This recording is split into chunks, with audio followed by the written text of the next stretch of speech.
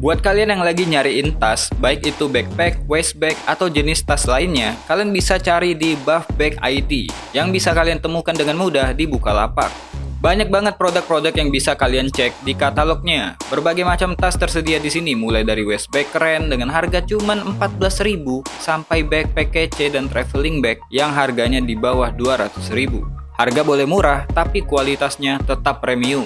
Udah barangnya murah nih ya, kalian juga bisa dapetin potongan 10.000 dengan pakai voucher dari tokonya. Jadi nanti, buat kalian yang tertarik untuk beli tas-tas yang keren ini, kalian bisa cari DDN Shop di kolom pencarian, atau klik aja link yang saya taruh di deskripsi. Oke.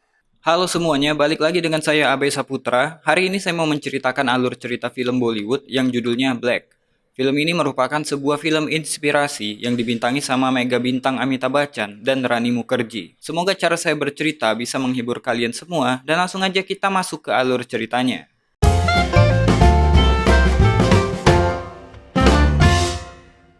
Film ini dimulai ketika seorang anak kecil bernama Michelle dilahirkan ke dunia dengan keadaan buta dan tuli. Hal itu membuat orang tuanya yang mendapatkan kabar itu dari dokter pun terkejut dan sedih. Michelle akhirnya tumbuh besar dalam keadaan kegelapan dan keheningan.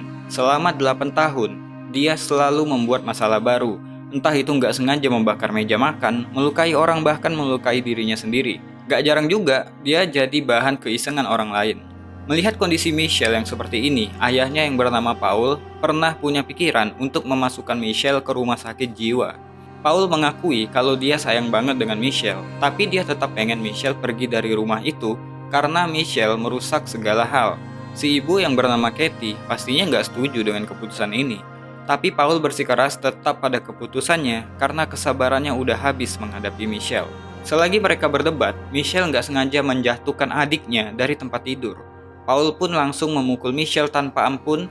Katie pun langsung membela Michelle dari amukan suaminya itu dan memohon kepada Paul untuk lebih memahami Michelle karena kondisi Michelle yang nggak bisa melihat, mendengar, dan berbicara. Michelle bisa dibilang memang benar-benar menderita di dalam kegelapannya sendiri.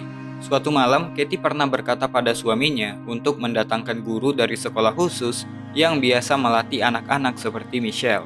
Paul pun bilang, Michelle nggak butuh seorang guru, tapi Michelle butuhnya seorang magician yang bisa merubah kondisinya. Katie pun memohon kepada Paul untuk memberikan kesempatan pada Michelle. Siapa tahu guru ini bisa membawa sinar terang untuk anak mereka. Adalah seorang pria bernama Pak Debraj. Dia adalah seorang guru yang diceritakan Katie kepada suaminya. Pak Debraj adalah guru yang memang murid-muridnya adalah anak-anak yang punya kondisi buta dan tuli. Surat dari orang tua Michelle pun datang untuk Pak Debraj, memintanya untuk mengajar Michelle. Dia pun akhirnya memenuhi permintaan tersebut dan datang ke rumah orang kaya ini untuk bertemu dengan Michelle. Dia pun berkenalan dengan Michelle dengan cara yang gak biasa. Ketika melihat sebuah lonceng diikatkan di badan Michelle, Pak Debraj pun bertanya tentang itu. Kata Paul, itu supaya memudahkan mereka untuk mencari Michelle kalau Michelle menghilang. Pak Debraj pun memarahi Paul karena udah menganggap Michelle kayak binatang. Paul malah bilang, itu adalah tugas Anda, membuat anak saya menjadi manusia. Bagaimana cara Anda mengurus anak saya nanti? Tanya Paul. Pak Debraj pun bilang, jari adalah bagian tubuh yang biasa digunakan untuk seorang anak yang buta dan tuli. Ketika makan siang, Pak Debraj nggak habis pikir. Orang tua ini membiarkan Michelle memakan makanannya sambil berdiri dan berkeliaran ketika sedang berdoa. Pak Debraj pun kembali memarahi orang tua ini karena nggak mengajari Michelle dengan sopan santun. Beberapa kali Michelle mendapatkan dorongan dari Pak Debraj dan terjatuh ke lantai. Hal itu membuat Paul marah besar dan menyuruh Pak Debraj untuk membiarkan Michelle melakukan apapun yang dia mau karena Michelle adalah anak yang cacat. Tapi, Pak Debraj tetap bersikeras untuk mengajari Michelle dan menolak menyebut Michelle sebagai anak yang cacat. Katie pun berkata pada suaminya untuk memberikan kesempatan pada Pak Debraj dalam mengajari Michelle. Mereka pun keluar dari ruangan makan dan meninggalkan Michelle dan Pak Debraj. Pada siang itu, Pak Debraj mengajari Michelle makan dengan cara yang baik. Namun ini pertama kalinya Michelle mengenal Pak Debraj. Saat itu dia pun gak henti-hentinya memberikan perlawanan. Cara mengajar Pak Debraj memang keras dan kasar. Mungkin itulah metode yang dia gunakan untuk mengajari anak yang buta dan tuli seperti Michelle. Menghadapi Michelle memang butuh kesabaran yang ekstra buat Pak Debraj. Tapi pada akhirnya, Michelle pun mengikuti ajaran Pak Debraj dengan makan menggunakan sendok. Pemandangan yang baru pertama kali dilihat oleh Katie selama melahirkan Michelle dan dia bersyukur dengan pemandangan itu. Tapi sayangnya, nggak buat Paul. Dia mau Pak Debruch pergi dari rumahnya karena nggak suka dengan cara mengajar Pak Debruch yang kasar dan sombong. Belum lagi kalau Pak Debruch adalah pecandu alkohol. Dia pun langsung to the point menyuruh Pak Debruch pergi dari rumahnya. Paul memberikan tiket kereta, uang gaji, dan juga surat pemberhentian. Bahkan dia menyuruh Pak Debruch untuk memasangkan lagi lonceng yang dia cabut kepada Michelle. Besoknya, kebetulan Paul berangkat untuk kerja selama 20 hari. Hal ini pun dimanfaatkan oleh Pak Debruch untuk tetap diam di rumah itu demi Michelle. Pak Debruch menyuruh para pembantu mengosongkan ruang kerja Paul untuk diubah menjadi ruang belajar Michelle. Hal itu mendapatkan pertentangan dari Katie, karena seharusnya Pak Debruch udah angkat kaki dari rumah itu. Pak Debruch cuman khawatir kalau dia pergi dari rumah itu, Michelle akan dimasukkan ke rumah sakit jiwa. Walaupun Katie berkata bahwa Michelle nggak akan dimasukkan ke rumah sakit jiwa selama dia masih hidup. Tapi Pak Debruch punya pengalaman buruk ketika ibunya juga berkata yang sama ketika menghadapi saudara perempuannya yang juga buta dan tuli. Namun pada akhirnya, ibunya sendiri yang menyeret saudara perempuannya itu ke rumah sakit jiwa. Pak Debruch pun bilang kalau Michelle akan belajar lewat sentuhan. Itulah alasannya mengubah ruangan itu menjadi ruangan yang nyaman untuk Michelle. Pak Debruch berencana akan mengosongkan ruang kerja Paul untuk Michelle dan akan melarang siapapun masuk ke ruangan itu selain dirinya. Awalnya Katie nggak setuju, tapi Pak Debruch meyakinkan ini semua demi kebaikan Michelle. Pak Debruch pun juga bilang, nggak perlu ngasih dia gaji, nggak perlu ngasih dia tunjangan. Dia juga nggak akan minum alkohol. Yang dia butuhkan hanyalah waktu yang banyak bersama Michelle. Mendengar hal itu, Katie pun setuju. Pada hari itu, sekolah khusus untuk Michelle pun dimulai, dan aturan Katie nggak boleh menemui Michelle pun berlaku saat itu. Bahkan ketika Michelle membutuhkan ibunya, Pak Debruch membentak Katie untuk pergi dari ruangan itu dan nggak boleh menemui Michelle selama 20 hari ke depan. Michelle pun pada malam itu mulai belajar dengan jarinya. Pak Debruch juga mengajari Michelle untuk nggak takut dengan apapun, termasuk air. Michelle dari hari ke hari udah mulai melunak. Dia diajari pelan-pelan memahami arti hubungan. Misalnya antara air dan haus, antara malam dan tidur, tapi dia masih bingung antara nama dan artinya. Misalnya, dia bisa mengucapkan sendok, tapi nggak tahu sendok itu yang mana. Hari demi hari pun berlalu. Tibalah hari ke-19, di mana tersisa 1 hari lagi untuk Pak Debruch mengajari Michelle. Katie mengingatkan kalau Paul bisa aja datang kapanpun dan dia khawatir tentang itu. Tapi Pak Debruch masih mau bersama Katie menghabiskan waktu yang masih tersisa beberapa jam lagi. Karena menurutnya, ilmu bisa datang dalam sekejap. Malam itu, Katie melihat Michelle makan dengan diam dan menggunakan sendok. Dia pun berterima kasih kepada Pak Debruch karena udah menjadikan Michelle gadis yang baik. Besoknya, Pak Debruch tetap mengajari Michelle dengan menggunakan waktu yang tersisa. Di tengah-tengah kesibukan para pembantu yang tengah mengembalikan ruangan kerja Paul seperti semula pun, Pak Debruch tetap mengajar. Namun, seperti yang Katie takutkan, Paul pun pulang ke rumah dan menyuruh Pak Debruch untuk pergi. Akhirnya dia nggak bisa berkata apa-apa dan pergi meninggalkan mereka, kemudian mengemasi barangnya. Ketika dia akan pergi meninggalkan rumah ini, dia melihat Michelle mengulangi kebiasaan buruknya dengan melempar-lemparkan makanan dan makan tanpa sendok. Pak Debruch pun nggak bisa membiarkan hal ini dan turun untuk kembali mengajari Michelle. Dia nggak bisa membiarkan pelajaran yang udah dia kasih selama 20 hari dilupakan sama Michelle. Di meja makan itu, Michelle menyiram Pak Debruch dengan air. Pak Debruch pun kesal dan menyeret Michelle keluar, kemudian menuju ke kolam air dan menceburkannya di sana. Kirain Michelle tenggelam. Ternyata dia yang tadinya takut air, jadi keasikan main air. Dia pun lalu mengajak Pak Debruch untuk masuk ke dalam kolam dan ajaibnya, Michelle langsung mempraktekkan apa yang udah dia pelajari selama 20 hari. Water adalah kata pertama yang dia ucapkan kepada Pak Debruch. Pak Debruch pun langsung teriak memanggil Katie dan Paul untuk keluar. Di halaman, Michelle juga belajar beberapa kata seperti rumput dan bunga. Dia juga berhasil memanggil orang tuanya dengan sebutan mama dan papa.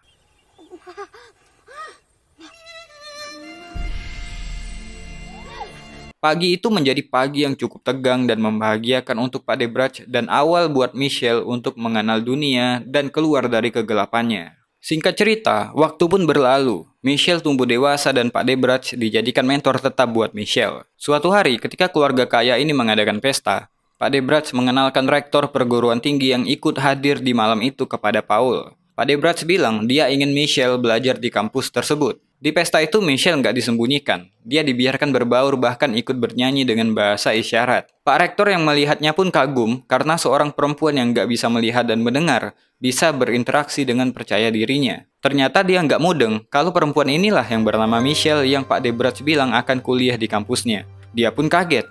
Rektor ini bilang gadis seperti Michelle nggak akan diakui di perguruan tinggi. Gimana dia akan belajar di kelas dan sebagainya. Pak Debratz pun mengabari kalau dia akan ikut di dalam kelas tersebut untuk menyampaikan apa yang dosen bicarakan di kelas. Michelle dan sang rektor pun berkenalan, kemudian di hari berikutnya, Michelle bertemu dengan petinggi di kampus tersebut. Michelle akan dites terlebih dahulu, namun supaya tes ini adil, pihak kampus udah mempersiapkan penerjemah yang lain. Mereka nggak tahu kalau penerjemah yang mereka pekerjakan ini adalah rekan Pak Debratz saat bertugas di sekolah khusus pada waktu dulu. Tes pun dimulai. Michelle pun berhasil menjawab pertanyaan-pertanyaan dari para guru besar. Ada pertanyaan yang dijawab dengan ilmu, ada juga pertanyaan yang dijawab dengan logika berpikirnya. Michelle pun diterima di kampus ini. Suatu kebanggaan yang luar biasa buat keluarganya, mengingat seorang gadis yang gak bisa duduk di meja makan, sekarang bisa duduk di bangku perguruan tinggi. Orang tuanya pun sampai berhayal bagaimana kerennya kalau Michelle wisuda nanti. Perhatian orang tua yang diberikan kepada Michelle ternyata membuat Sarah, adiknya, cemburu dan pergi dari ruang keluarga. Untuk mendukung Michelle, orang tua mereka membelikan sebuah rumah yang dekat dengan kampus. Michelle akan hidup mandiri ditemani pembantunya dan juga Pak Debratz yang tinggal di rumah sebelah. Hari Michelle sebagai mahasiswa pun dimulai.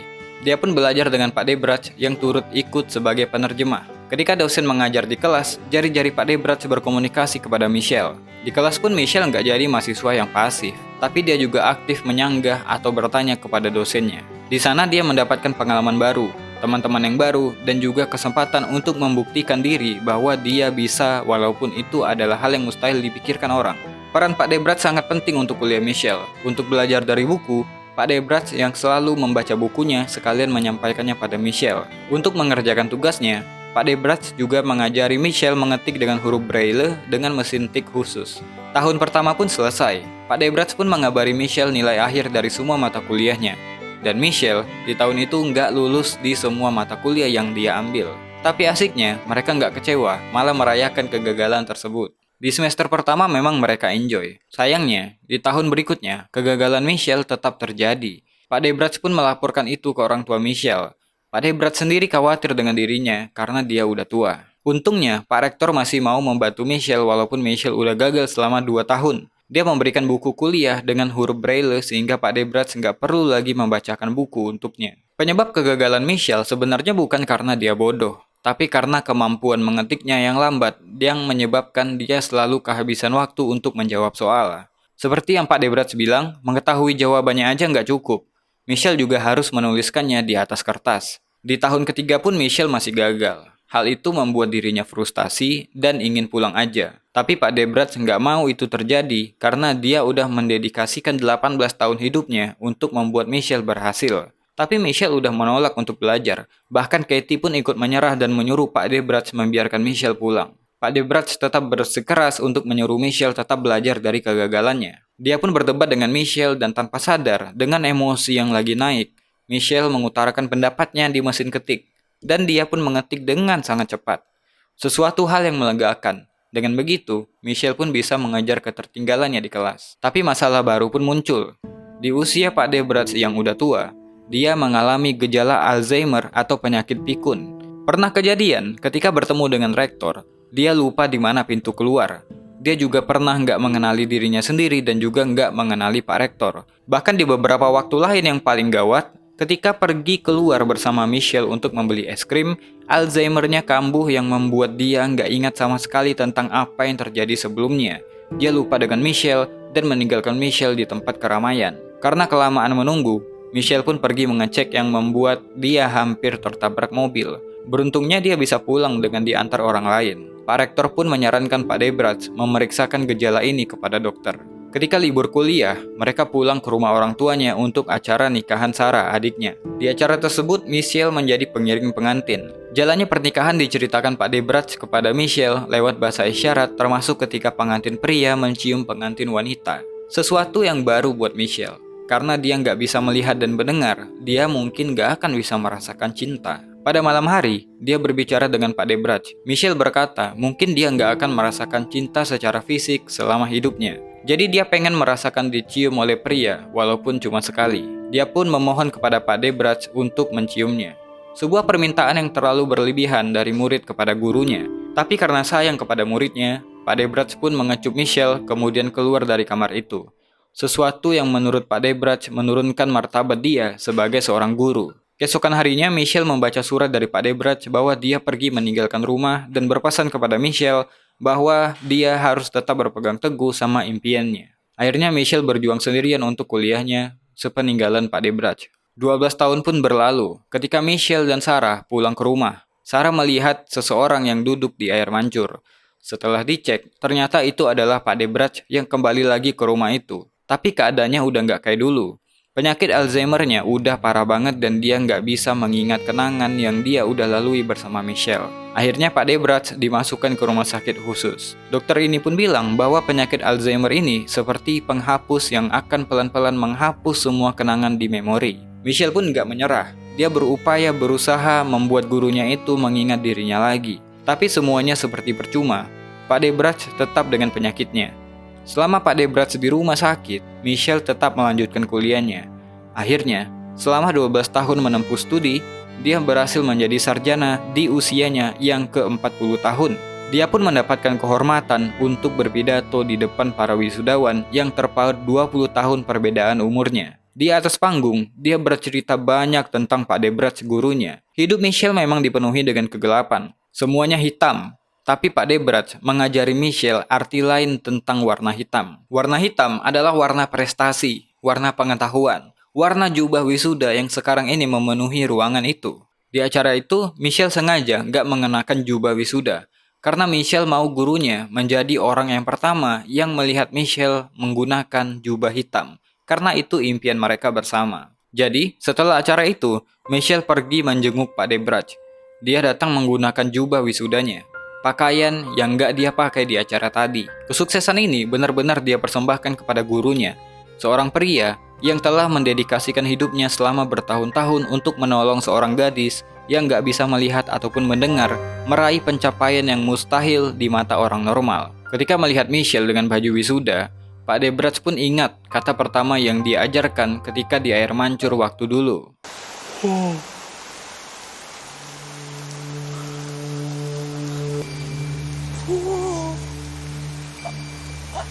Sebuah cerita perjuangan seorang disabilitas yang patut kita tiru semangatnya. Film ini sebenarnya terinspirasi dari sebuah kisah nyata dari seorang perempuan Amerika bernama Helen Keller.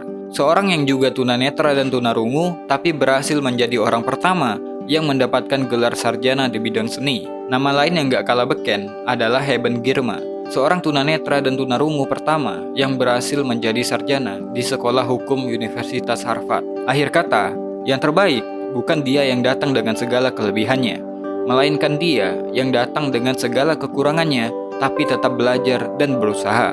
Terima kasih yang udah nonton video ini. Kalau suka dengan konten kayak gini, silakan subscribe. Saya Abesa Putra. To be continue. Jangan bosan jadi orang baik.